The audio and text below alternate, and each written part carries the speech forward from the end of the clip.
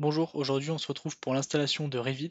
Donc on va directement aller sur le lien que je vous ai fourni dans la formation. Donc on va se rendre directement sur le site d'Autodesk. Sur le site, on peut voir donc les différents logiciels que propose Autodesk. Donc à savoir les plus connus, on a Revit, Fusion 360 ou encore AutoCAD. C'est vraiment les trois logiciels les plus utilisés en bureau d'études et en école. Donc pour avoir accès au téléchargement, il va falloir préalablement c'est de créer un compte. Donc pour ma part, c'est déjà fait. Si c'est pas votre cas, c'est assez rapide. Il faut rentrer un mail et un mot de passe. Chose à savoir, si vous êtes étudiant et que vous voulez bénéficier des logiciels Autodesk de manière gratuite, il faudra fournir à Autodesk un justificatif comme quoi vous êtes en cours d'études, donc à savoir une carte étudiante.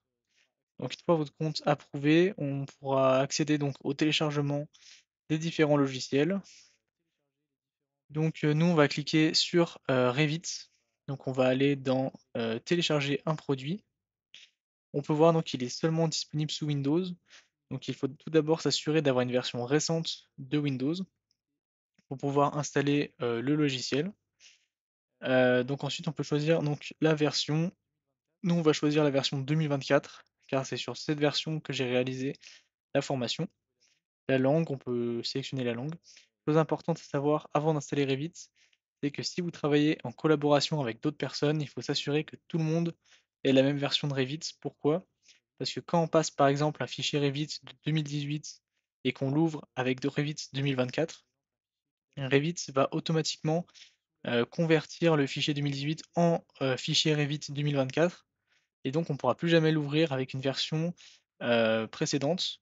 Donc si vous travaillez à plusieurs sur un même projet, si une personne a une version inférieure à vous de Revit, il ne pourra carrément plus ouvrir le fichier. Donc il faut vraiment faire très attention à ça sur Revit.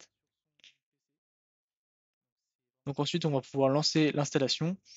Donc on clique sur accepter, enregistrer, et puis on va pouvoir lancer l'installation.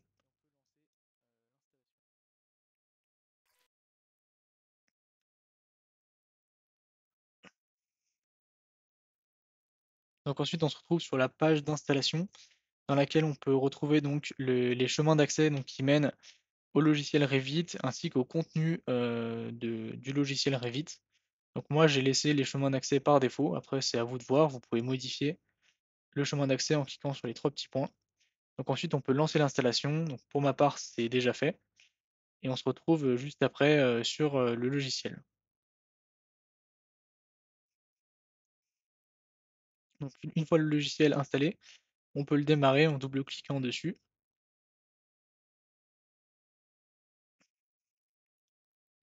Donc une fois sur Revit, on peut remarquer dans notre cas qu'il n'est pas en français, donc il est en anglais. Donc pour ça, on va devoir changer la langue. Donc on ferme Revit, on se rend sur le bureau, on va dans notre raccourci Revit, on fait un clic droit dans Propriétés, on va dans Propriétés. Ensuite, du coup, on va dans la partie raccourci, cible, et à la fin du chemin d'accès de cible, on peut voir donc le langage, enfin la langue. Donc ici, on était bien en anglais avec ENG en majuscule. Et donc nous, ce qu'on veut, c'est passer en français. Du coup, on va noter FRA tout en majuscule. Ensuite, on clique sur Appliquer, OK. Puis on peut, puis on peut relancer Revit.